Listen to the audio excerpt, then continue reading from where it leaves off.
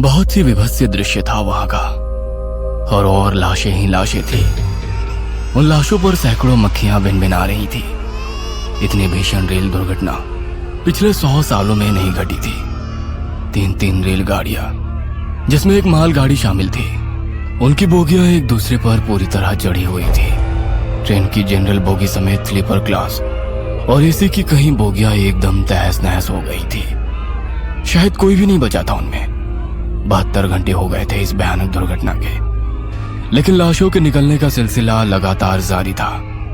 बचाव दल वाले पूरे मुस्तैदी से अपना काम कर रहे थे।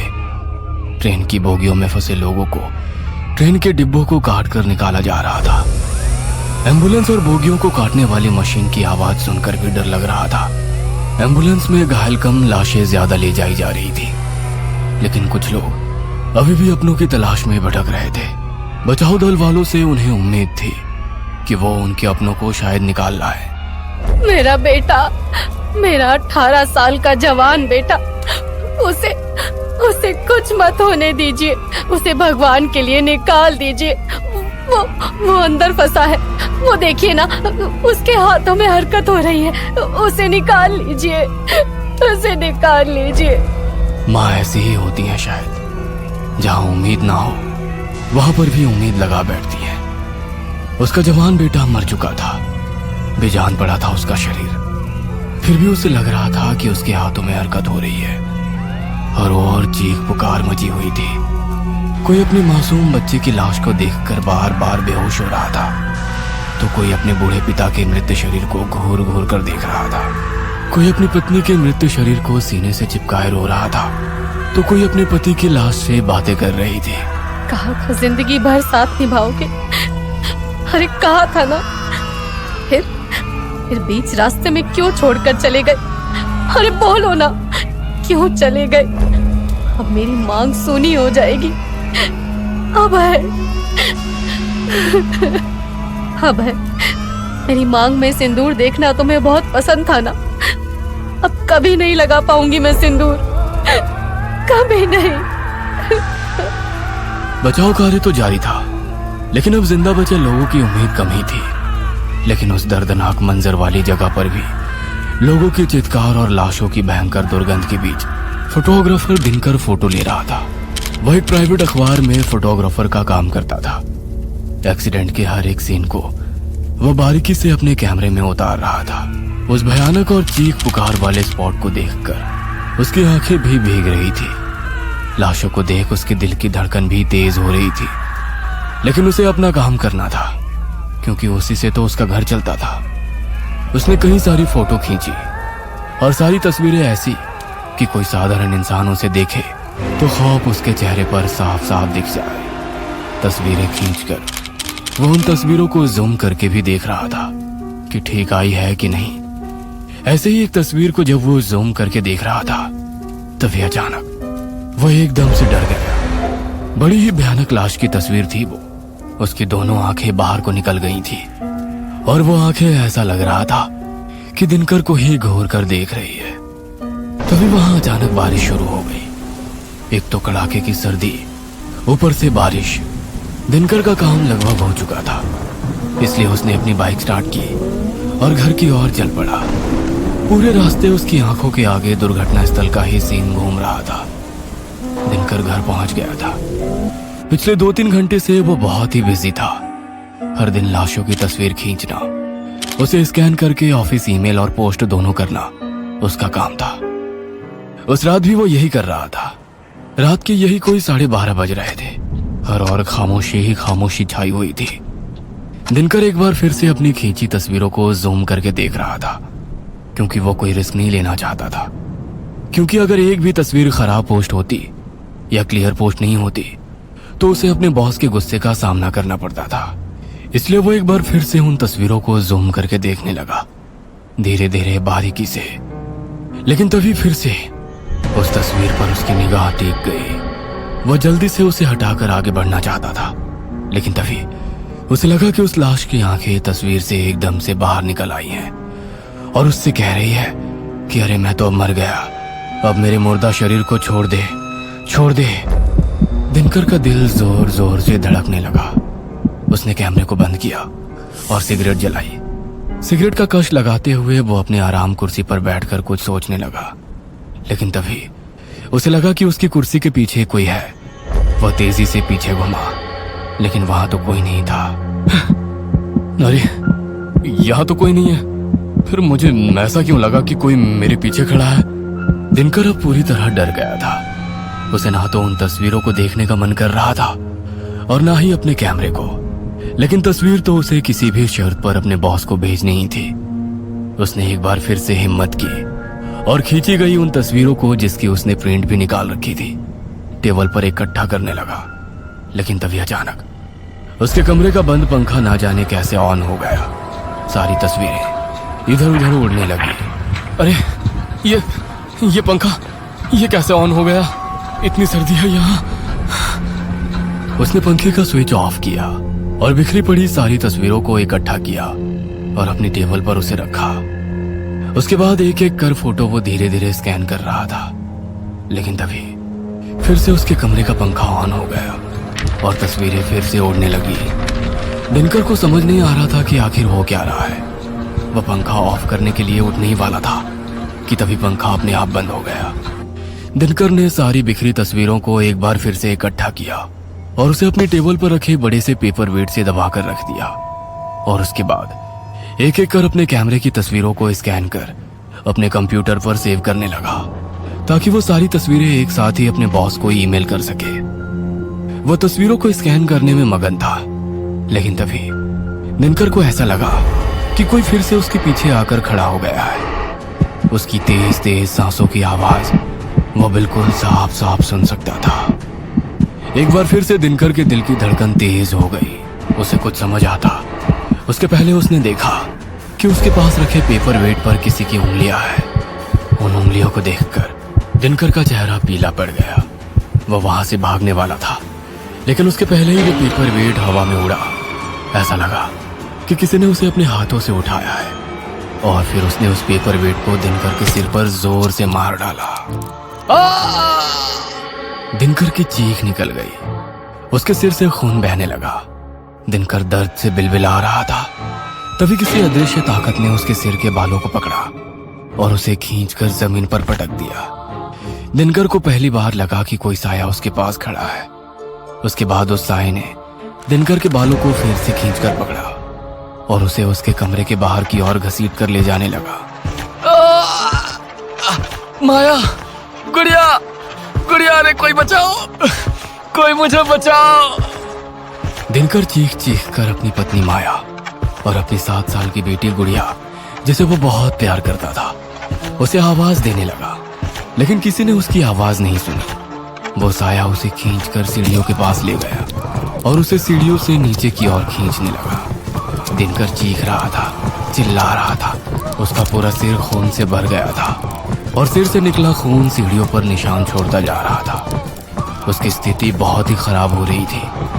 उसकी आंखों के आगे अंधेरा छा रहा था, लेकिन उस धुंधलाहट में भी उसे दर्दनाक स्थल की सारी लाशें दिखाई दे रही थी। लेकिन अब वो लाशें जिंदा थी और उसकी ओर घूर रही थी।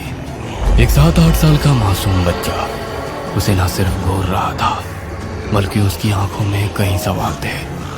अचानक उन सभी ने मिलकर दिनकर पर हमला कर दिया और उसके शरीर को नोचने लगे।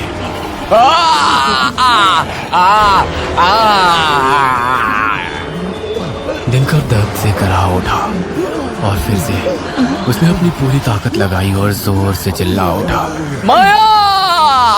पूरे 9 दिन हो गए थे दिनकर को अस्पताल के उस मेंटल वार्ड में। उसकी पत्नी माया और बेटी गुड़िया उसे हर दिन देखने आते। उसकी बेटी गुड़िया डॉक्टर से बार बार एक ही बात पूछती, मेरा पापा कब तक ठीक हो जाएगा? कुछ कहा नहीं जा सकता। हमने शॉक थेरेपी देनी शुरू कर दी है, लेकिन उसका कोई खास असर दिख नहीं रहा है तुम्हारे पापा पर। डॉक्टर अंकल, मेरे पापा को ठीक कर दो ना प्लीज, प्लीज उन्हें ठीक कर दो ना। मुझे उनके साथ खेलना है, मुझे कहानी सुननी है।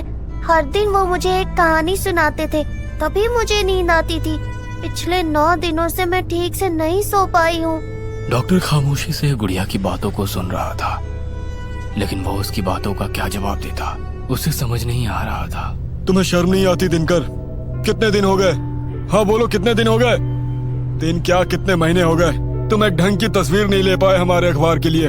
देखो, हम यहाँ भंडारा नहीं चला रहे हैं, ना ही चैरिटी कर रहे हैं। हम सैलरी मुफ्त में नहीं देते, काम करना पड़ता है, काम।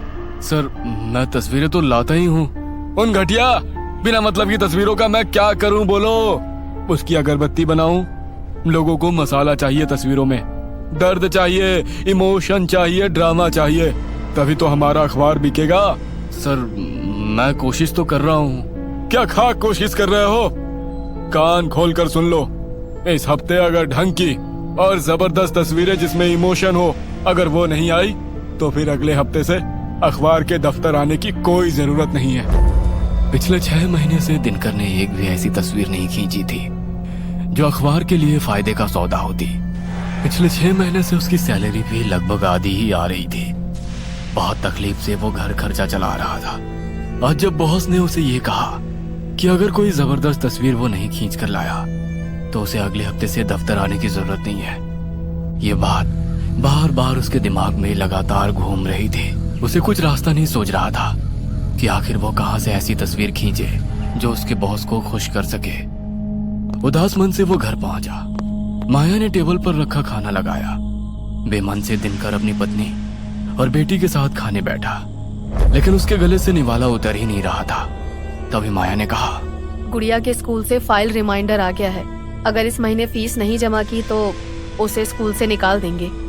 माया अपनी बात कहे जा रही थी, लेकिन दिनकर तो किसी और ख्याल में खोया हुआ था। उसे देखकर माया को जोरों का गुस्सा आया। दिनकर, मैं तुमसे कुछ कह रही हूँ, तुम सुन रहे हो कि नहीं? क्या क्या क्या हुआ? होगा क्या? तुमने और तुम्हारी इस नौकरी ने हमारा जीवन नर्क बना दिया है। मन तो करता है तुम्हारा ये कैमरा लूं और इसे आग लगा दूं। अरे तुम्हारी इस नौकरी के कारण छोटी छोटी चीजों के लिए कॉम्प्रोमाइज करना पड़ता है। मैं तो कर ही रही थी फिर भी किसी तरह समझौते, ये सोचकर कि यही मेरी किस्मत है। लेकिन अब हमारी बेटी को भी करना पड़ेगा। अगर उसकी फीस जमा नहीं हुई तो स्कूल वाले इसे स्कूल से निकाल देंगे। हाँ, ऐसे कैसे निकाल देंगे? फीस नहीं दोगे तो निकालेंगे ही ना, आरती तो नहीं उतारेंगे। और हाँ, ये भी याद रखना कि ये फ्लैट भी रेंट का है और मकान मालिक इसके लिए भी लास्ट रिमाइंडर दे चुका है। दिनकर इन दिनों जिंदगी के थपेड़ों से तो परेशान था ही, ऊपर से माया की जली कटी बातें उसकी आत्मा को चोट पहुंचा देती थी। मैं कुछ करता हूँ माया, तुम स्कूल वालों से कहकर थोड़ी मोहलत ले लो। अरे ये बात कहते हुए तुम्हें तो शर्म नहीं आती, लेकिन मुझे आती है। पिछले 6 महीने से कितनी बार मोहलत ले चुकी हूँ। अब तो मन करता है कि कहीं भाग जाऊं या कुछ कर लूं। अस्पताल के मेंटल वार्ड के बाहर कुत्ते लगातार भौंके जा रहे थे। दिनकर अस्पताल के बिस्तर पर चुपचाप बैठा हुआ था। थोड़ी देर पहले ही उसकी शॉक थेरेपी हुई थी। पिछले 9 दिनों में उसकी सेहत बहुत ही डाउन हो गई थी। वह एकटक अपने वार्ड की खिड़की की ओर घूरे जा रहा था। तभी अचानक उसे लगा कि खिड़की से 2 आंखें उसे घूर रही है। वह उन आंखों को अच्छे से पहचानता था। यह वही आंखें थी, तस्वीर वाली। दिनकर के दिल की धड़कन एक बार फिर से तेज हो गई। अचानक वो आंखें वहां से गायब हुई और खिड़की धड़ाम से बंद हो गई। दिनकर बहुत डर गया। तभी उसे लगा कि उसके कमरे में कई सारे लोग बैठे हुए हैं और उसके कमरे में कुछ लाशें भी रखी हुई हैं। बैठे हुए लोग उन लाशों से लिपट कर रो रहे हैं। रोने की वो आवाज बहुत ही डरावनी थी। आंखें खोलो, ऐसे मुझे छोड़कर क्यों चले गए? आंखें खोलो। दिनकर का दिमाग काम नहीं कर रहा था। वह बिस्तर से उठकर भाग जाना चाहता था, इसलिए वह जल्दी से बिस्तर से उतरा। लेकिन तभी उन सभी ने उसके पैरों को पकड़ लिया। उसके बाद वहां बैठे लोगों ने उसके पैरों में लोहे की जंजीर बांध दी। दिनकर अपने पैरों को जंजीर से निकालने की कोशिश करता, लेकिन वो उस कोशिश में नाकामयाब हो रहा था। लेकिन फिर भी वह कोशिश करता रहा। उसका पैर लोहे की जंजीरों से लगकर लहूलुहान हो रहा था। तभी ना जाने कहां से कुछ चूहों का झुंड वहां आया और उसके पैरों को काटने लगा।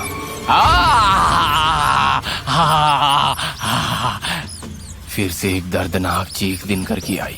अस्पताल का वार्ड बॉय और नर्स भागते हुए उसके कमरे की ओर गए। सिस्टर मुझे बचा लो, मुझे इन जंजीरों से निकाल दो, नहीं तो ये चूहे मेरी बोटी बोटी खा जाएंगे।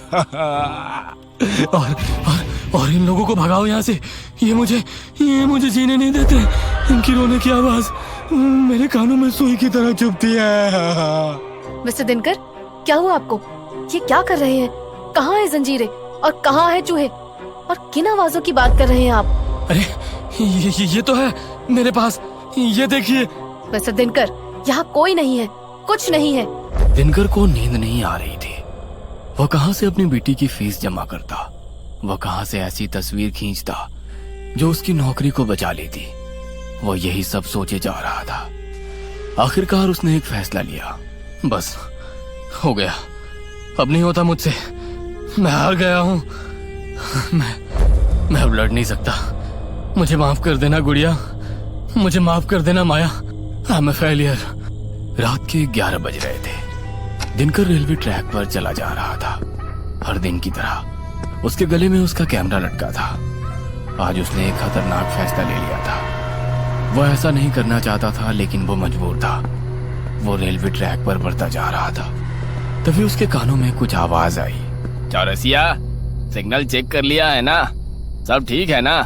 हाँ पांडे, सब चेक कर लिया है। एक वायरिंग लूज थी, उसे ठीक कर दिया है। अब कोई प्रॉब्लम नहीं है। ठीक है, फिर मैं स्टेशन मास्टर को क्लियरेंस दे रहा हूँ। 2 ट्रेनें आने वाली हैं। हाँ पांडे, दे, कोई टेंशन नहीं है। कितना रिस्क वाला काम है ना अपना चौरसिया। जरा सी गड़बड़ हुई नहीं कि भयानक हादसा हो जाएगा। उन सिग्नल मैनों की बातों को सुनकर दिनकर के दिमाग में अचानक से एक खुरापात आ गई। अगर मैं इन तारों की सेटिंग में छेड़छाड़ कर दूं तो एक भयानक हादसा हो जाएगा और यहाँ लाशें ही लाशें होंगी। रोने चीखने वालों के ना जाने कितने चेहरे होंगे। यही तो चाहिए बॉस को, इमोशन। मैं दूंगा ये इमोशन। हाँ, मैं दूंगा ये इमोशन और फिर बेचूंगा उस इमोशन को मार्केट में। दर्द ही तो बिकता है ना यहाँ। मैं बेचूंगा दर्द को, आंसू को। हाँ। दिनकर के सिर पर खून सवार था। उसने पटरी किनारे पड़ा पत्थर उठाया और उसी से उसने उन दोनों लाइनमैनों की मार मार कर हत्या कर दी। मर गए दोनों। अब मैं अपना काम करता हूँ। उसके बाद दिनकर ने सिग्नल के वायरिंग में छेड़छाड़ करना शुरू कर दिया। स्टेशन मास्टर इन बातों से बेखबर था। उसने लाइन क्लियर दे दी। लाइन क्लियर मिलने से एक्सप्रेस ट्रेन के ड्राइवर को भी कुछ पता नहीं चला। वो अपनी रफ्तार से आगे बढ़ता गया, लेकिन उसे क्या पता था कि वो गलत ट्रैक पर जा रहा था। उसे मेन लाइन पर जाना था, लेकिन वो लूप लाइन पर चला गया जहाँ पहले से एक मालगाड़ी खड़ी थी। अचानक एक जोरदार धमाका हुआ और एक भयानक एक्सीडेंट का शिकार वो ट्रेन हो गई। 2 ट्रेनें तो इस दुर्घटना का शिकार हो चुकी थी, लेकिन अब बारी तीसरी ट्रेन की थी। तीसरी ट्रेन जो अपनी पूरी रफ्तार से पैसेंजरों के साथ आ रही थी, उसकी टक्कर पहली ट्रेन की उन बोगियों से हो गई जो एक्सीडेंट के बाद दूसरे ट्रैक पर चली आई थी। और फिर से वैसा ही जोरदार धमाका हुआ। ऐसा लगा कि कोई बड़ा बम विस्फोट हुआ है। उसके बाद तो हर और चीख पुकार का माहौल बन गया। लेकिन ये चीख पुकार किसी की नौकरी की गारंटी थी, किसी की बच्चे की स्कूल फीस की गारंटी थी, किसी के अखबार के बिकने की गारंटी थी। कुछ देर बाद ही इस हादसे की खबर सभी को हो गई। सारे न्यूज चैनल ब्रेकिंग न्यूज चला रहे थे। उधर दिनकर तस्वीर खींचने में व्यस्त था। आज जब उसने सारी तस्वीरें अपने बॉस को भेजी तो वो बहुत ही खुश था। उसने दिनकर के इंक्रीमेंट की बात की, साथ ही उससे और भी तस्वीरें भेजने को कहा। दिनकर ने अपनी नौकरी बचाने के लिए एक राक्षसी कृत्य को अंजाम दिया था। उसकी बेटी की फीस जमा हो गई थी, लेकिन वो बहुत महंगी फीस थी। इस बात का पता उसकी बेटी को नहीं था, ना ही माया को था। दिनकर को आज 6 महीने हो गए हैं अस्पताल में। उसकी स्थिति हर दिन बिगड़ती जा रही है। उसे हर दिन दौरे पड़ते थे। वह आंखें उसे अब भी घूरती है। लोगों के रोने की आवाज अब भी उसके कानों में गूंजती है और उससे सवाल करती है कि क्यों किया। दिनकर उन आवाजों को सुनकर परेशान हो जाता है। अरे कोई बंद कर दो उन आवाजों को, कोई बंद कर दो। वो औरत मुझे घूरती है। वो छोटी सी बच्ची देखो मुझे कितने गुस्से से देख रही है। ये मैंने क्या कर दिया मैंने? ये क्या कर दिया? दिनकर अब भी उसी अस्पताल के मेंटल वार्ड में है। वह हर दिन उसी तरह चीखता चिल्लाता है। उसे वो लाशें अब भी हर दिन दिखाई देती है और उससे सवाल पूछती है, लेकिन दिनकर के पास कहाँ है उन सवालों का जवाब। ये कहानी आपको अच्छी लगी हो तो हमें सब्सक्राइब करें, हमारा इंस्टाग्राम और फेसबुक पेज जरूर फॉलो करें। और हाँ दोस्तों, सब्सक्राइब करना भूलना मत। तो दोस्तों, आपको स्टोरी कैसी लगी कमेंट बॉक्स में जरूर बताएं। अब चलते हैं दूसरी कहानी की ओर। छोटे से शहर बरेली का रहने वाला अभिनव नोएडा में इंजीनियरिंग की पढ़ाई कर रहा था। अभिनव पढ़ाई लिखाई में बहुत अच्छा था, लेकिन परिवार की फाइनेंशियल सिचुएशन कुछ खास नहीं थी। वो भी बाकी स्टूडेंट्स की तरह मस्ती करना चाहता था, पैसे उड़ाना चाहता था, लेकिन ये कुछ हद तक संभव नहीं था। अभिनव के हाथ में उसकी इंजीनियरिंग की डिग्री थी और उसने ठान लिया था कि अब तो इतने पैसे कमाऊंगा कि पैसे घर भेजने के बाद भी इतने जरूर बचे कि थोड़ी बहुत मस्ती जरूर कर सकूं। चेन्नई की एक कंस्ट्रक्शन कंपनी में उसकी नौकरी भी लग गई। पहले 10 दिन उसने कंपनी की गेस्ट हाउस में बिताए। इस बीच इधर उधर खोजबीन के बाद उसे एक 2 BHK फ्लैट रेंट पर मिल गया। ऑफिस से थका हारा अभिनव जब घर पहुंचा तो रात का खाना बनाया और उसके बाद किताबें पढ़ते पढ़ते उसे कब नींद आई पता ही नहीं चला। आधी रात गई उसकी नींद एक आवाज से टूटी। घड़ी की तरफ देखा तो करीबन 1 बजे थे उस समय। आवाज घर के मेन गेट से आ रही थी। कई सवाल उमड़ रहे थे अभिनव के मन में। कौन हो सकता है इस समय? क्योंकि इस शहर में तो वो ज्यादा लोगों को जानता भी नहीं है। जैसे जैसे वो दरवाजे की तरफ आगे बढ़ रहा था, उसे एक अजीब सा भय अंदर तक सहमा रहा था। ऐसा लग रहा था मानो कोई ठीक उसके पीछे हो, परंतु पीछे घूमने की वो हिम्मत न कर सका। बस 2 कदम के फासले पर था अभिनव उस दरवाजे से कि अचानक वो आवाज बंद हो गई। अभिनव ने फिर भी हिम्मत करके दरवाजा खोला तो वहां कोई भी मौजूद नहीं था। अभिनव ने दरवाजे को बंद किया और पलटकर वापस कमरे की तरफ जैसे ही आगे बढ़ा, एक बार फिर वो आवाज उसके कानों तक आई। दरवाजा खोलने के लिए जैसे ही उसने अपने हाथ बढ़ाए, आवाज सामने के दरवाजे से आना बंद हो चुकी थी, क्योंकि इस बार दरवाजे पर हो रही दस्तक पीछे के दरवाजे से आ रही थी। पीछे था वो कमरा जो ब्रोकर ने अभिनव को नहीं दिया था। उस दरवाजे के सामने लगा था एक ताला और दरवाजे को कोई अंदर से धक्का दे रहा था। अभिनव और बर्दाश्त नहीं कर पाया और सीधा अपनी बिल्डिंग से बाहर निकलकर परेशानी वाली हालत में अपने दोस्त ऋषि को फोन करने लगा। ऋषि के फोन उठाने पर अभिनव ने उसे सारी बात बताई। आधे घंटे के ठीक बाद ऋषि उसके घर के बाहर था। दोनों एक साथ घर के अंदर प्रवेश करते हैं। चारों तरफ सन्नाटा था, ना कोई दस्तक और ना ही कोई और आवाज। दोनों काफी देर तक एक दूसरे से बातें करते रहे और उसके बाद तकरीबन 3-3:30 बजे उनकी आंख लगी। ऋषि को नींद में कुछ समझ नहीं आ रहा था, पर वो एक अजीब सी आवाज को सुन पा रहा था। ऐसी आवाज उसने आज से पहले कभी नहीं सुनी थी।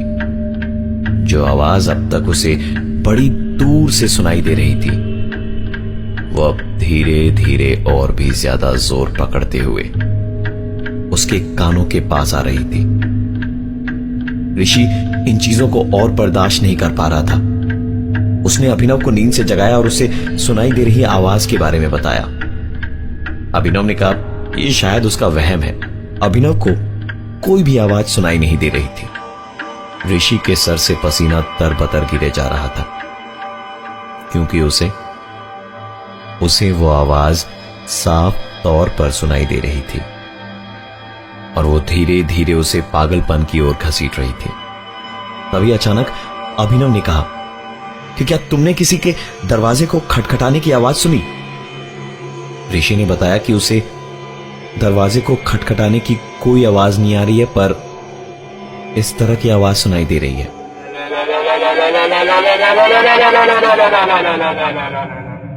ऋषि और अभिनव दोनों ही कुछ अजीबोगरीब आवाजें सुन रहे थे, लेकिन दोनों को सुनाई देने वाली आवाजें अलग अलग थीं।